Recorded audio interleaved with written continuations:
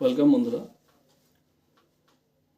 কয়েকদিন পর আবার আপনাদের মধ্যে এলাম একটি বিষয় নিয়ে এবং কিছু আলোচনা বা মতামত বিনিময় বা আমার চিন্তাধারা তুলে ধরার জন্য এলাম।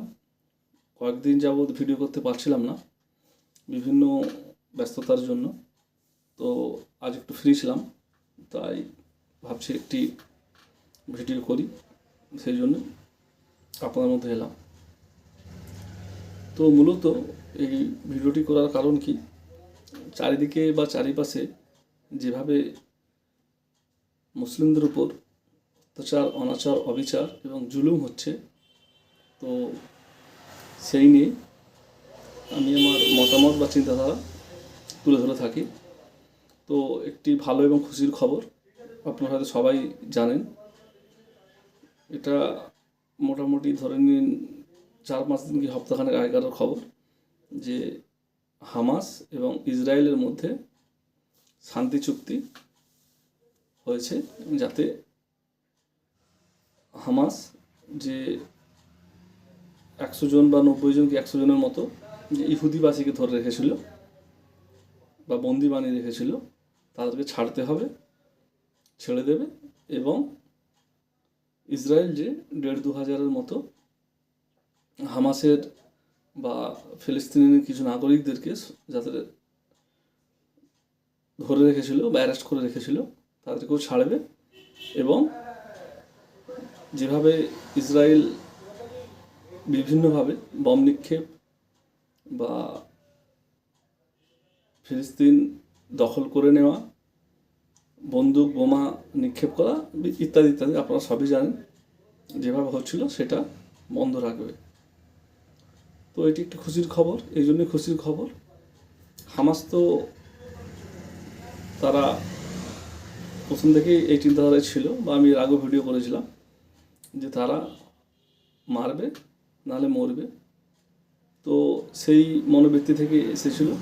তো ইসরায়েল সেখানে অনেকটা ব্যাকফুটে যাচ্ছিল, তো সেই সূত্রে তাদের নাগরিকরা বন্দী ছিল এবং দেখতে পাচ্ছে তাদের অনেক ক্ষয়ক্ষতি হচ্ছে, সেই জন্য শান্তি চুক্তিতে এসেছে। এটি একটি খুশির খবর সবার জন্য, মানবতার জন্য, যে একটি শুধু তো হামাস তো মরছিল না বা হামাসের যোদ্ধারা মারা যাচ্ছিল না, তার সাথে সাথে ফিলিস্তিনের সাধারণ নাগরিকদের মধ্যে অত্যাচারিত নিপীড়িত হচ্ছিল এবং ইসরায়েলেরও ক্ষয়ক্ষতি হচ্ছিল, এবং ওয়ার্ল্ড ওয়াইজও যারা ইসরায়েলকে সমর্থন করে তাদেরও ক্ষতি হচ্ছিল, অর্থনৈতিকভাবে বা বিভিন্ন যুদ্ধ সামগ্রী দিয়ে সাহায্য করে থাকে, সেটি একটি বিষয়।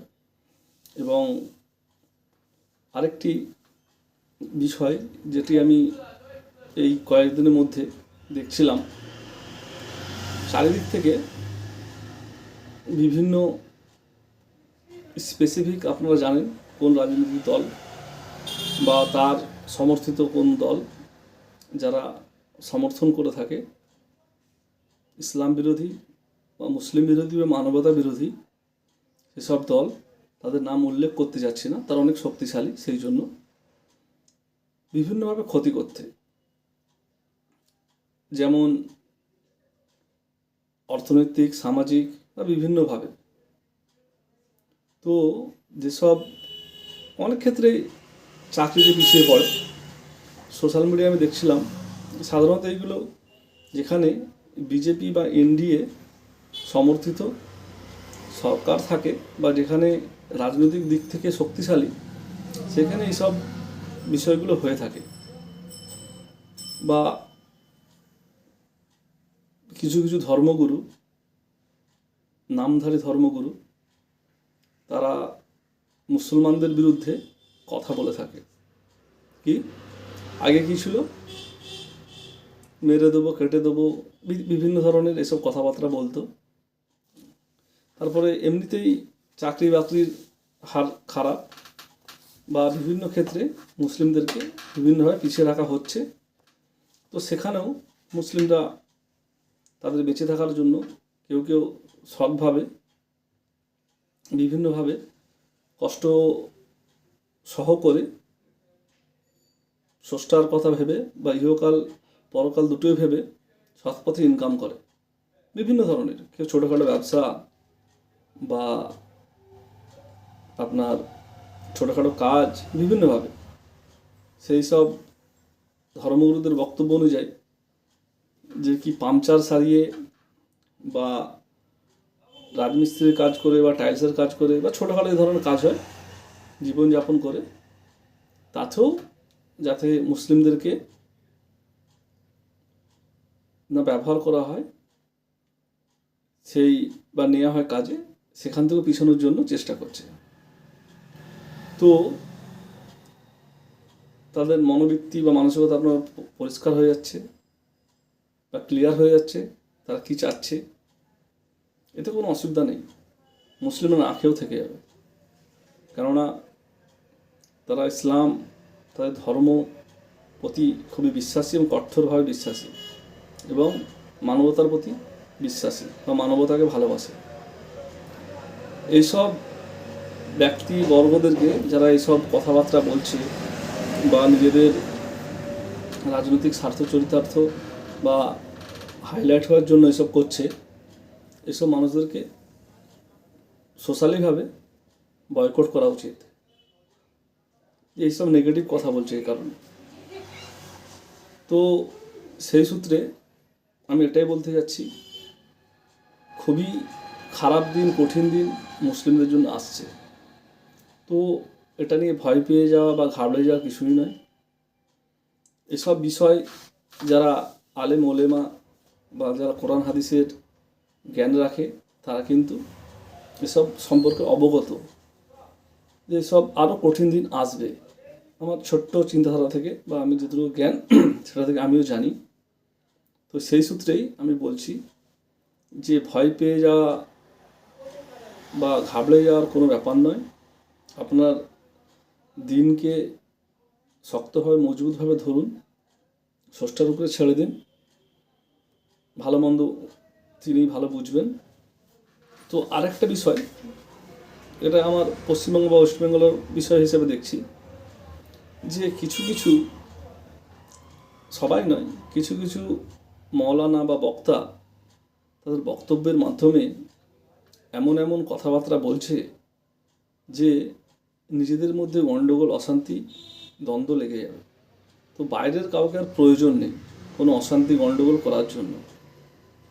যদি আপনারা সোশ্যাল মিডিয়ায় যদি বিভিন্ন ধরনের জলসা বা বক্তব্য দেখে থাকেন বা শুনে থাকেন, দেখতে পারবেন।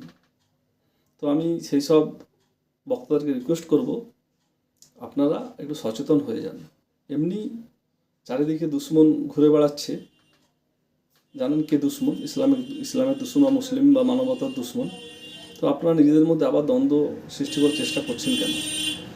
এবং যারা ধর্মটাকে, বিশেষ করে মুসলিমদের মধ্যে কিছু কিছু ধর্মগুরু আছে যারা ব্যবসায় পরিণত করে ফেলেছে বা শুধু নিজের করছে এবং নিজেদের কি বলে সিলসিলা এই ধরনের দেখাচ্ছে, তাদের রিকোয়েস্ট কিন্তু খুবই কঠিন সময়ের মধ্যে থেকে ইসলাম ধর্ম মুসলিমরা যাচ্ছে। আপনারা নিজের দেখবেন না, সবাইকে নিয়ে চলুন, দ্বন্দ্ব বিভেদ গণ্ডগোল অশান্তি এড়িয়ে চলুন নিজেদের মধ্যে, এবং এটা কিন্তু আপনার পক্ষেও ভালো হবে, সবার পক্ষেও ভালো হবে। এবং দিনের জন্য, ইসলামের জন্য বা মানবতার জন্য, সকল ধর্মের মানুষের জন্য ভালো কিছু চেষ্টা করুন, ভাবুন। তো আর আমি এই ভিডিওকে দীর্ঘায়িত করছি না। তো আমার বিভিন্ন বিষয় নিয়ে আমি আলোচনা করলাম বা ভিডিও করলাম বা বললাম। তো আমার ভিডিও বানানোর মূল উদ্দেশ্য এবং লক্ষ্য যে যেভাবে মুসলিমদের উপর অত্যাচার নিপীড়ন হচ্ছে, এটা নতুন কিছু নয়, এর থেকে আরও খারাপ দিন আসবে, কঠিন দিন আসবে। ভেঙে পড়া বা ভয় পেয়ে যাওয়ার কিছুই নয়। নিজের ধর্মকে, নিজের দিনকে, ইসলামকে, নিজের স্রষ্টাকে ভালোভাবে জানুন, বুঝুন, শক্তভাবে ধরুন। যে সিচুয়েশানে থাকুন না কেন নিজের দিনের উপরে থাকুন, এবং যা হচ্ছে স্রষ্টার মর্জিতেই হচ্ছে। যারা আলেম ওলেমা আছেন দিনের জ্ঞান চর্চা করেন, কোরআন হাদিস জানেন, তারা এটা সম্পর্কে অবগত। আমার যতটুকু ক্ষুদ্র জ্ঞান আমি ওটা পড়েছি বা জানি যে আপনার শেষ জামানার দিকে যখন যাবে, মুসলিমদের অত্যাচার অনাচার অবিচার আরও হবে এবং বিভেদ গণ্ডগোল অশান্তি আরও তৈরি করা হবে। তারপরে নেতৃত্ব দিয়েছেন বিভিন্ন ব্যক্তিবর্গ বা আমাদের যারা আসার তারা আসবেন। তারপরে কি পর্যায়ে শেষ জামানার দিকে যাবে সেটা সবই জানেন, সবাই যারা জ্ঞানীগুণী তারা জানেন। তো মূলত এই জন্যে আমার এই ভিডিওটি বানানো। আপনারা যেখান থেকে দেখছেন, ফেসবুক বা ইউটিউব যেখান থেকে দেখছেন, যদি আমার প্রথম এই ভিডিও দেখে থাকেন তো আপনাদের মতামত চিন্তাধারা কমেন্টসের মাধ্যমে জানাবেন এবং আমার ফেসবুকে দেখে থাকেন আমার পেজটিকে ফলো করবেন এবং ইউটিউবে দেখে থাকলেন আমার চ্যানেলটিকে সাবস্ক্রাইব করে দেবেন। তাতে আমি কীভাবে উৎসাহিত হব বিভিন্ন ধরনের ভিডিও বানানো এবং মতামত চিন্তাধারা শেয়ার করার জন্য। পুরোপুরি ভিডিওটি দেখার জন্য অসংখ্য ধন্যবাদ। Thank you so much.